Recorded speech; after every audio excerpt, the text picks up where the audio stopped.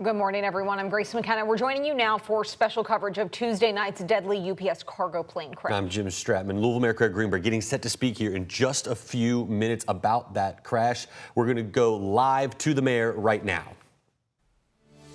The updates are that as of right now, 12 individuals have been located who have died in the crash. Their bodies have been removed from the scene by the coroner, and they are currently working on identifying each of those 12 victims. The number of missing that we have tracked through our Family Assistance Center that LMPD has been operating since right after the crash is down to 9. I had previously reported that there were 15 individuals that had been reported as missing. We have located 6 of those individuals over the last 24 hours, and so we're now down to 9 that are missing. If you do the math, we may have located all of the victims. There may be more that have not yet been reported. And so I would ask if there are families that are still out there that are wondering about someone who may be missing, please call immediately. Please call 800-631-0604.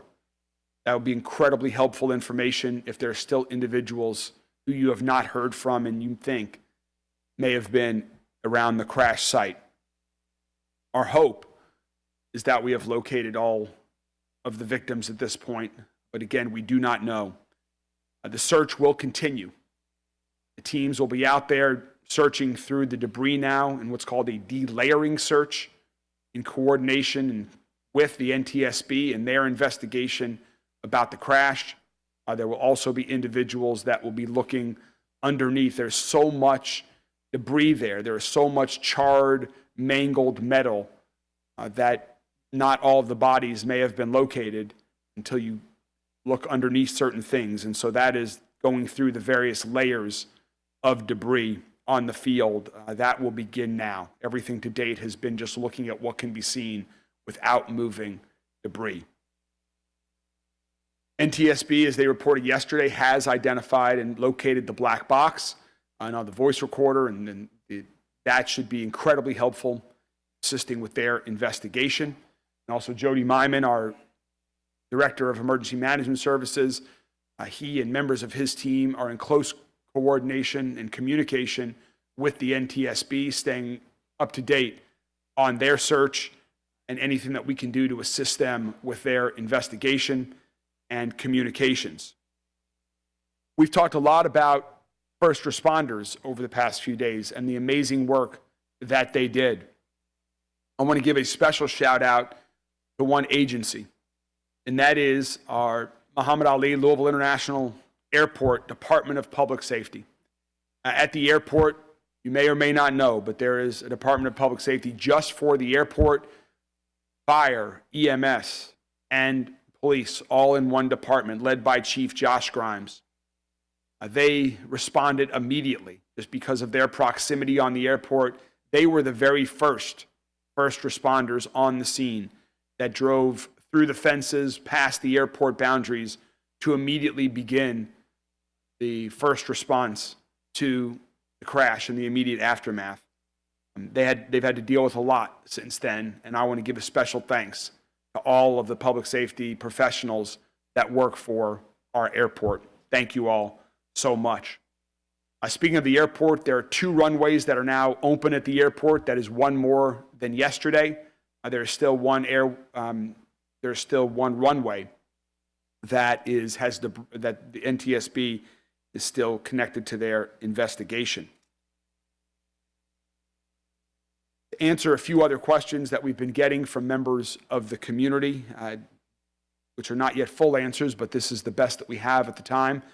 I know there's still folks that don't have power for some of the businesses that are located near the crash site. LG&E is on site right now, and they are seeing what they can do to get power turned back on. The NTSB will be releasing buildings as they identify properties that they either have recovered the debris from or are not directly pertinent to the investigation. and it's safe, that LG&E will be restoring power throughout this process. Yesterday, when I was out at the crash site, there were wires everywhere that had come down as a result of the crash. Wires on the street, wires on property. And so we need to, again, put public safety and people's safety at the top of the list. And so they will be getting the power back on as safely as they can. Also, there are still some roads that are closed, Grade Lane and Crittenden Drive. Again, we will be working to reopen those as quickly as we can, with safety as the top priority. So we're looking at a plan for doing that. And for the businesses that are located along Grade Lane, we are making contact with those businesses, and there will be escorted access opportunities for business owners to survey their property if there's anything that they need, until such time as their full access is restored, as the roads are open. And my final report before we'll take questions, and then we'll go into the second part of our briefing. But the final thing is just extending an invitation. There's a vigil tonight at the Teamsters local headquarters here in Louisville, and they have invited the entire community to come out to that vigil, to be together during these times. And that's something that I think is very helpful for the entire community, is to come together, to share our sorrow, share our heartbreak, to say some prayers for the victims and the families that we lost in this tragedy, and to find strength to keep moving forward individually, as families, and as a community.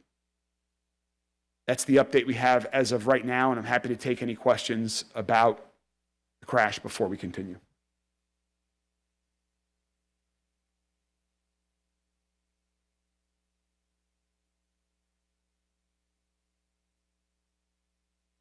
The question was, what have I learned about the maintenance records for this plane?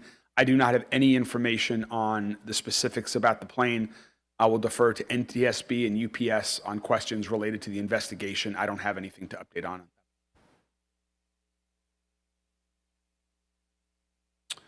So the question is, were there people in jump seats? Again, I will defer to UPS on exactly where that is. The information that I have is that there were 3 individuals that were all part of the crew on the plane. That is the extent of my information. I don't know where on the plane they were sitting or what they were doing at the time of the crash.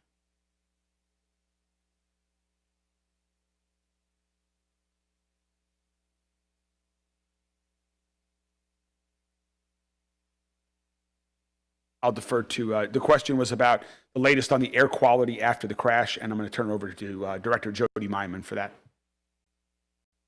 Yes, we were able very quickly deploy air monitors right after the crash, and then the 41st Civil Support Team from the National Guard came in and took over air monitoring for us, and they actually not only air monitored around the area, but we gave them several intersections for, going north where the plume was, all the way towards the river, and they were not getting any significant air monitoring readings for any health hazards all the way to the river, and that's why through the night we were able to significantly reduce that shelter-in-place area now to what it is. It's just a quarter of a mile, which really only encompasses the site.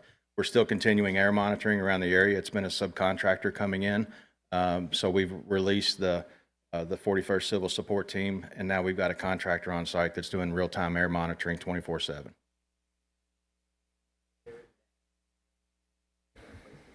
They always check for any kind of explosive limits, any kind of volatile organic compounds. They check for carbon monoxide. They check for oxygen levels to make sure that the oxygen levels are correct. And like I said, away from that site, they didn't get any adverse readings. Really nothing right now. We're getting very minimal because the spot fires have gone down. We're not getting any smoke off the site, so we're not getting any adverse health readings at the site itself. Just the workers.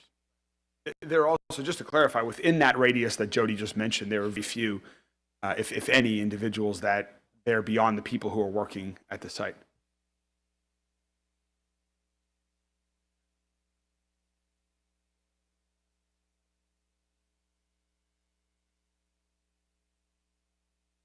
The question was what federal assets are involved beyond the NTSB. The FBI is also involved in this investigation. As we mentioned yesterday, if individuals have debris on their property that they report, it's actually going to be an FBI agent that comes and meets them at that property to do the investigation about that debris that's located on their property. We've been in touch, all of the congressional delegations, Congressman McGarvey, Senator Paul, Senator McConnell, Senator Paul, Congressman Guthrie, they've all been in contact with us. In terms of other federal agents, oh, EPA, yeah. And the EPA and ATF as well.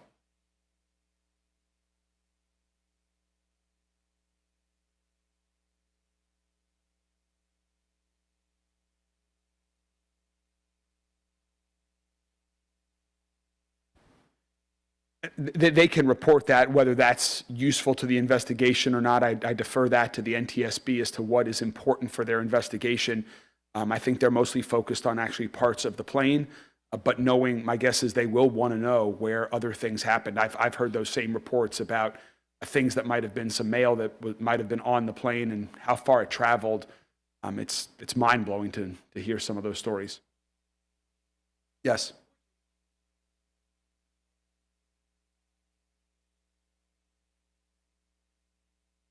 Yeah, so we've got urban search and rescue teams from all over the county that have come in and they're doing methodical searches. And then again, if they find something that they need to get into, they've got to coordinate with the NTSB to make sure that it's not any kind of aircraft component or anything. And if it is, they have to be approved to be able to move that around. So we've got local urban search and rescue teams from around the county that are working through that. Until we can completely confirm that we've got all the victims located.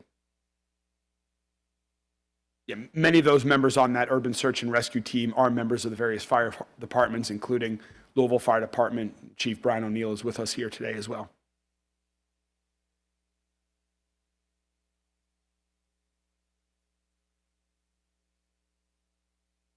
The question was about hotspots that we were talking about yesterday and the status of the firefighting. Yes, they're out as of now, but they still could, they could still flare back up just because of the deep seedness of it. So we've got fire crews that are staying 24/7 throughout the night, monitoring anywhere that we suspect that anything could flare up. But as of right now, they're out. Throughout the half mile, they're just throughout the half mile. Like I said, various locations. I mean, they're just sporadic. Because they're so deep seated and because it could be a component of the aircraft itself, we don't want to get in there and move things around in order to not mess up the investigation.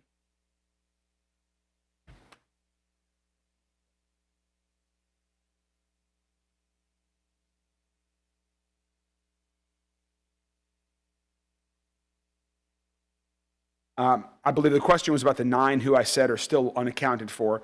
Those are all individuals that were presumed to be in that area at the time of the crash. Cadaver dogs are not being used right now.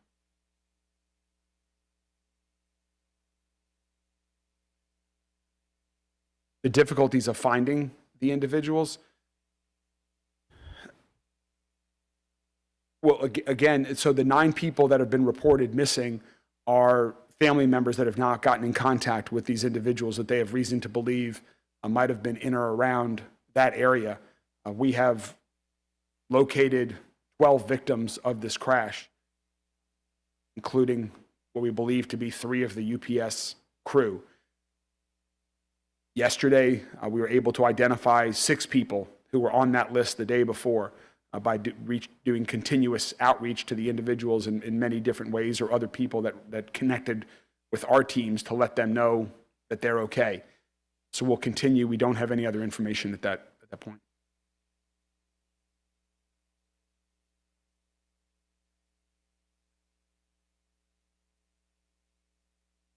So now the family assistant, the question was about the movement of the Family Assistance Center.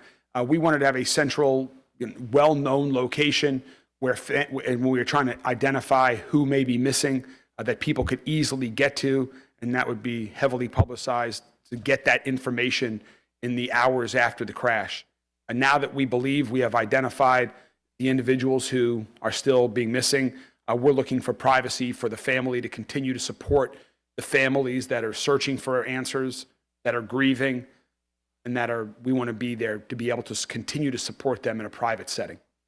And so that's why we're asking people, if there are still individuals who are missing, please call 1-800-631-0604. Yes, sir. I was.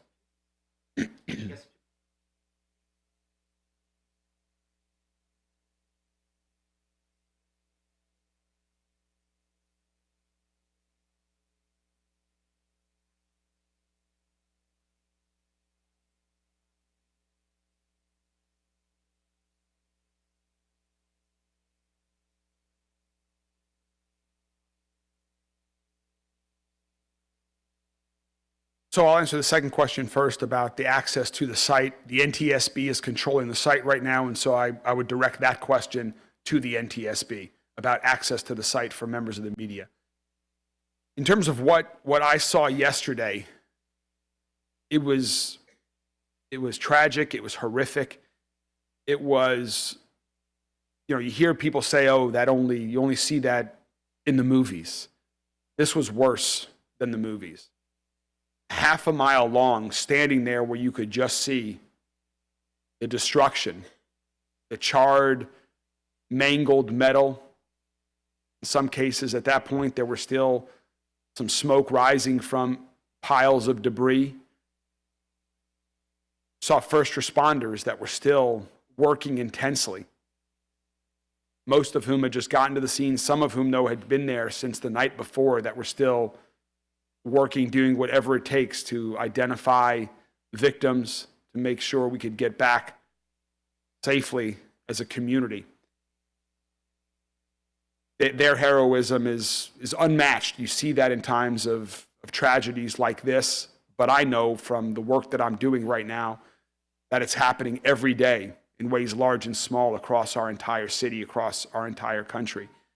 But the amount of things that were just so charred. We saw a top of we call it a silo, where there was literally part of the tail of the plane appeared to be sticking out of a storage silo. And then, I don't know how many yards away, you saw the top of that silo sitting on the ground, just totally charred. Just the intensity of the flames and what that did so quickly to a half a mile long debris field was unimaginable prior to seeing it with my own eyes firsthand. Well, thank you all very much. We will continue to keep the community up to date as soon as we have information. I know there's a lot of questions about who the victims are. The coroner will be releasing information on the identity of the victims as they have that information. UPS may be releasing information about the crew members. We will continue to keep you all updated, and our teams will continue to stay at work as long as necessary to get answers for the families, to get answers for the community, and to support the NTSB in their work. I will close with, when I met NTSB board member Inman yesterday, he told us about what the NTSB and basically their job is to learn what happened, use that knowledge to prevent future tragedies like this from happening in the future. And so we want to support the NTSB in every way, shape, or form that we can to get all of the answers as to what happened, to work to prevent a tragedy like this from happening in any other community ever again as we move forward. It's also during times like this that coming together is so important, and being together as a community can help in the healing process, help in the grieving process, and to help as we all move forward into the future. And so I'm incredibly proud that this weekend we're going to be celebrating Veterans Day as a community, which will give us an opportunity to come together as a community. If I can invite some of our friends that are here today that are involved in the Veterans Day Parade to now join me as we talk about one way the community will have an opportunity to come together, to show our strength as a community, and to show our support for veterans who have been out there working on behalf of everyone throughout the entire country for generations. We'll take a quick moment as they come up to the stage to join me to talk about the Veterans Day Parade. Thank you all.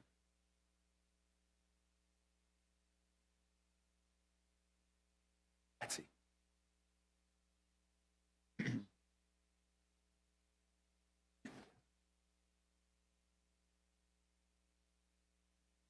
Okay.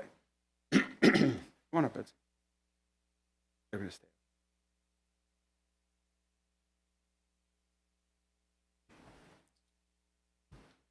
So once again, it's particularly appropriate this weekend to celebrate our veterans. And as we approach Veterans Day, I'm honored to invite all Louisville residents to join us for the annual Kentucky Veterans Parade and Celebration this Saturday, downtown and in Nulu. This Veterans Day Parade is a signature event for our city and a time when we can recognize and express our deepest gratitude to the brave men and women who have served our country. This year marks the 15th anniversary of the parade, and we're excited for its return. Rachel and I are looking forward to joining everyone at 11 a.m. on Saturday morning on East Market Street in Nulu. This is a new location for the parade, a new location that we hope brings even more people to come celebrate our veterans and thank them for their public service. I encourage everyone to come out, join us, and bring your families. It's an opportunity to line the street, wave our flags, show our veterans thanks. And because of what we've gone through this week as a community, come together with one another and show our strength and support as a community. We'll be recognizing the incredible individuals who fought for our freedom at home and around the world, who risked their lives so that we all could enjoy the freedoms that we have today. So let's come together as a community. Let's come together to support our veterans. And I'd like to give thanks and a special recognition to a few individuals who are here with us today. First, my fellow mayor, Mayor Byron Chapman from Middletown, who has played a key role in this parade, I believe, since the very beginning, 15 years ago. Once again, Mayor Chapman will be bringing his convoy from the Middletown VFW downtown to Nulu as part of this parade. Thank you so much, Mayor Chapman. Thank you, Commissioner Wolf from Middletown as well, joining us part of this parade. And Mario Maped for his U.S. government-issued military vehicle that will be in the parade and is part of the history group. Thank you, Mario. And a fun fact about that vehicle: it was built in February of 1943 by the Ford Motor Company at the Louisville branch plant. In fact, 20% of Jeeps in World War II rolled off of the Louisville plant's assembly line. That's another connection that our city had to what our veterans did so much for all of us. It's a great group that we're very, very thankful for. I also want to give special recognition to two of my colleagues who also are veterans, two colleagues who I have the opportunity to work with regularly throughout Louisville Metro government, and that is Councilwoman Betsy Rui, who is here with us today, and also Councilman Anthony Piagentini, who represents District 19, who served in the Marine Corps, who often joins us in the parade. Councilwoman Rui represents District 21, and she served in the Army Reserve during Desert Storm. The individual who organizes this parade is Wayne Hettinger, who's well known to everyone across the community for putting on large-scale events that bring our community together, whether it's Thunder Over Louisville or the Veterans Day Parade. He is the co-chair of the Kentucky Veterans Parade and Celebration. I'd now like to invite Wayne Hettinger to say a few words about this weekend's events. Wayne? Thank you, Mayor. Boy, here we go, 15 years and growing. It's another year of excitement. As the mayor mentioned, we've moved to Lulu after last year. In review of what we had done with the production, it was like, how do we make it better, which is always the theme that we work from. And it was decided, let's move to where the people are. and that certainly is in Nulu. The amount of people that are there on the weekends is phenomenal. So I'm very excited about that. And Mayor, I must say, obviously, all of us that have been working on the parade, it's been a tough few days for us and all the citizens in Louisville. Our hearts and prayers certainly go out to the victims, their families, and certainly our friends at UPS. But as co-chair, we must move on, and it's our chance to honor and celebrate our veterans, all the women and men that have put their life on the line at one time to defend our freedoms and the way that we have freedoms to live throughout the year. So I'm encouraging everybody to come down. I'm supposed to be answering or telling a few things about our what we call touch a tank. As you know, after the parade, there's 75 units in the parade and growing, and a lot of it is the restored military equipment. So after the parade is through, we're going to do the blessing of the colors, which is a very emotional thing. I encourage you to hang in for that. And then all the restored vehicles and equipment are going to be on display on Market Street. So it's a chance to walk through living history. The guys that put all these restored equipment together, they're phenomenal people. I mean, it's obviously been their hobby and their love to restore this equipment. And the whole Touch a Tank theme came because we're going to have a World War II tank there. And it's a chance for kids and families. It's a great photo op. It's a chance for the kids to climb on the equipment and learn what it took to defend this nation during a time of war. Speaking of that, Mayor, on the way downtown this morning, I was thinking about that World War II tank, and I kept on thinking, what the response would be if you went home to Rachel. All right, everyone. Well, you've been with Mayor Craig Greenberg there in the Mayor's Gallery in Metro Hall for an update on the deadly UPS cargo plane crash. And as we come back here to the WHS 11 studio, I want to give you a quick recap of what we learned. Not a ton of new information there from the mayor this morning, but the biggest thing is that previously there were 15 people unaccounted for. That is now 9. And the mayor clarified that those are 9 people who they have reason to believe from their family members who have contacted the Family Reunification Center that those 9 people were somewhere in the area. They were presumed to be in the area, and those are the 9 people who they are still searching for as of this hour. Yeah, Mayor also said no cadaver dogs being used at the scene as of right now. Believes that the 3 UPS crew members are among the dead as well. And we did learn from Joni Myman as well that they believe a lot of the hot spots that crews have been spending all day yesterday monitoring, they believe that they are out right now. But of course, that's something that they're going to keep monitoring too. Absolutely.